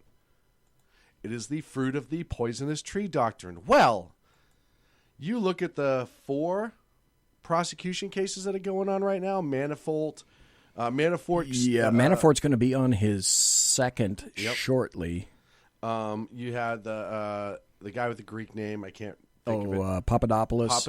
Papadopoulos was going to change his plea from guilty to not guilty. Apparently today he decided that he's going to let it sit at guilty because he knows what's coming. All 4 of these cases are going to get thrown out. Even if they get a conviction, it's going to be tossed out after the fact because of this doctrine. Here's what you have to look at. The fruit of the poisonous tree doctrine essentially means that you have to go back to a potential source. Mm-hmm. And logically speaking, you must realize that the originating source out of all of these investigations and cases is essentially that singular FISA court warrant. Right. Now, on whom it was initially served, Carter Page, we didn't get anything material from Carter Page, so apparently he's not the mastermind of the world. Right. It was since he's still walking free. And then subsequently what we have are a lot of crimes of process, but nothing of real substance, although everyone is spewing to the world that Mueller has so much more because he's the smartest man in the room. He's got so much more percolating around in his brain, and as McCain was wont to say, the other shoe is going to drop. Not so sure whose shoe and on whose head. Right. However, that being said, Sean, can we do a let's say segment very briefly here? Of course. Okay. Let's say that it's proven that the FBI did, in fact, leak information to various media outlets in order to produce articles that indicate that there's something there with regard to Donald Trump. Now that they've produced... Oh, wait. Can I say one thing about that? I see a hand. Hands. So, just really quick, the amount of cockiness and the amount of balls that goes into that action to go, hey, you know what? We have such little oversight and we can do whatever the fuck we want. We're going to leak this shit, and then we're going to use that in order to come up with this warrant for a FISA court for a wiretap that is so fucking over the top to get, and we know we're going to get it. But I digress. But it's popular, though. It's a popular ploy these days because isn't that essentially what James Comey did when he leaked to his attorney in order to prompt a special investigation and have Robert Mueller appointed by Rod Rosenstein? Back that car wash up just a little bit. This is the same Rod Rosenstein who wrote a 14-page memo to Donald John Trump, the guy with the dead orange cat on his hand, and listed bullet point by bullet point by bullet point of all the reasons that James Comey should be fired, and then was the self-same individual who appointed Robert Mueller to investigate, amongst other things, why the hell it was that Donald Trump fired James Comey. Right. Is that not the most ridiculous, circuitous, crazy shit that you could ever think of? But it's getting popular these days. James Comey did it. The FBI did it. Robert Mueller is in the process of doing it. So let me go back to your point. My point of that's okay. My other point is say that the FBI did in fact do this, leaked to the media, and used those media leaks as further evidence of the veracity of this dossier when presenting it to a federal judge and subsequently acquired a warrant for surveillance on Carter Page, which led to a myriad of other people as well, because it's like a big octopus. It continues to spread out and spread out. So that's what the FBI did, knowing full well that it had to be signed off, as I indicated, by people on the FBI, on the DOJ side. And let me throw this out there as well. We got about 6 more minutes before the end of the show. Can someone please tell me, and I know I'm going sideways here just a bit, would everybody agree here that Obama is a highly intelligent man? Agreed. And would not everybody agree here that Obama pretty much knew exactly what he was going on because he had a wonderful relationship with both of his attorneys general? Yes. With Eric Holder and with Lynch. So he was in the know. How much longer, like I call this the tip of the iceberg, how much longer before there's anything that begins to point directly up into the Oval Office itself? I, again, still submit, with all of these things that are coming out, and they are terribly egregious, I think there's more to come. Now, Mueller's insisting that there's more to come. I don't know. Maybe there is. But there's a hell of a lot more to come on the other side as well. But say that the FBI is responsible for that. Yeah, but you also have to look at, too, and I mean this hands down. When you talk about when something can get into the Oval Office, look at Benghazi. You're telling me no, you need to forget about Benghazi. Why do you conservatives always bring that up? 4 people died, big deal. Right, and that's the problem. And we know decisions were made in the Oval Office that shouldn't have been made. And I've said this about a lot of things.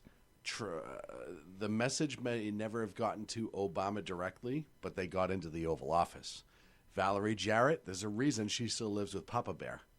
I say that all the time. And there's a reason she still has her own Secret Service protection. If that isn't the creepiest thing in the world, yes, to have your advisor living under your own house with your wife? Yes.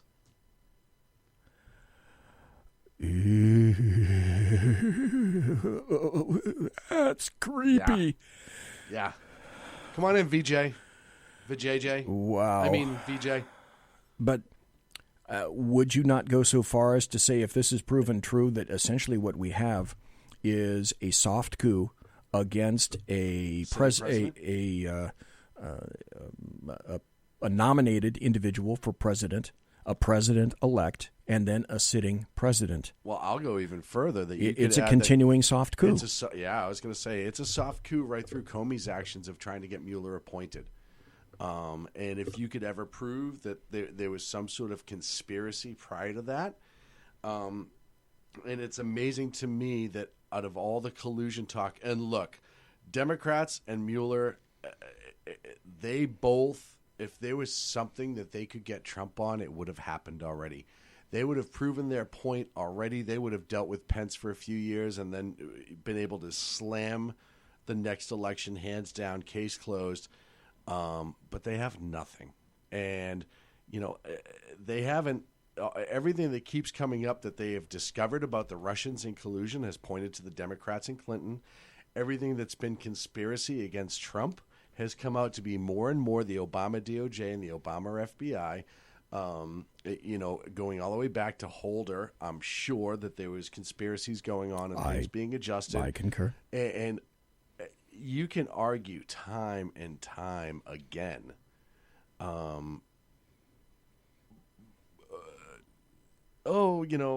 Trump said this and did that, and he met with this. Blah, blah, blah. If they had anything, if they had a fucking lick of evidence, it would have come out already. It would have leaked. They do not have a lick of evidence. 2 Hell's Angels can keep a secret if one is dead. 2 LAPD officers with regard to O.J. Simpson can keep a secret if one is dead. Mm-hmm. I'm going to ask a question, the final question, and then before I do that, though, because I think the answer to this question answers pretty much everything, and I'll get to that in just a moment. But in chat, White Mamba, who is an attorney, has said this: fruit of the poisonous tree doctrine that extends the exclusionary rule to make evidence inadmissible in court if it was derived from evidence that was illegally obtained. As the metaphor suggests, if the evidential tree is tainted, so is its fruit. The doctrine was established in 1920 by the decision in Silverthorne Lumber Company versus United States, and the phrase fruit of the poisonous tree was coined by Justice Frankfurter, the inventor of the Frankfurter, in his 1939 opinion in Nardone versus United States. Like the exclusionary rule itself, it was discovered from a source independent of the illegal activity. Its discovery was inevitable, or if there is attenuation between the illegal activity and the discovery of the evidence. Okay, then. Pretty much summarized. Thank you, the attorney, White Mamba. White Mamba. So let me ask this question, and I'm going to throw it over to you. Knowing what we know now, and I truly believe we are going to know more. Of course, yeah. Knowing what we know now, does this not readily explain why at every level the DOJ, the FBI, the CIA, and the NSA have all been astounding obstructionists with regard to essentially everything, even peripherally linked to the dossier, the warrants, Trump, and Russia? Does that not answer a lot of questions? It does, and it also sums up the Democrats' approach of look at what they're doing wrong so you don't look at us. their whole approach on this is to try to get the focus on Trump so you forget things about Uranium One. You forget things about the Russian collusion. You forget things about Benghazi. You forget all that other shit that Hillary was surrounded with. And somebody else said, too, I don't remember who I said this. They said, hey, look, they're not looking for impeachment with Trump. They're looking to nullify the election. Because, yes, look, if they truly were just against the GOP Republican conservative ideals, the last thing they want to do is impeach Trump and get to Pence. Well, true. Because he is a dyed-in-the-wool Catholic conservative. He is about as old-school conservative as you're going to get. Don't get me wrong. I love the man. In many, many ways, he's much more conservative than Trump. Yes. I think Trump is he doesn't come from the world of populism. No, he does not. So just keep that in mind. I know we're out of time, PZ. It went that quick. We had an absolutely great time, and it is that time. It is. Tomorrow night, the Bloviating Zeppelin's Berserk Bobcat Saloon Radio Show, have I got a host of stories for you. I'll be putting out a lot of information and social media stuff.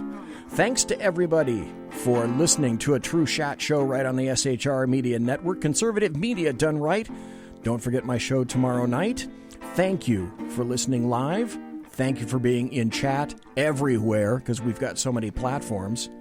And thanks for listening in podcast to everybody. From myself, the Bloviating Zeppelin, and... Hello. And Sack Heads SHAUN. We say good night. Like and subscribe to everything, damn it. That's right. Folks, God bless, take care, good night.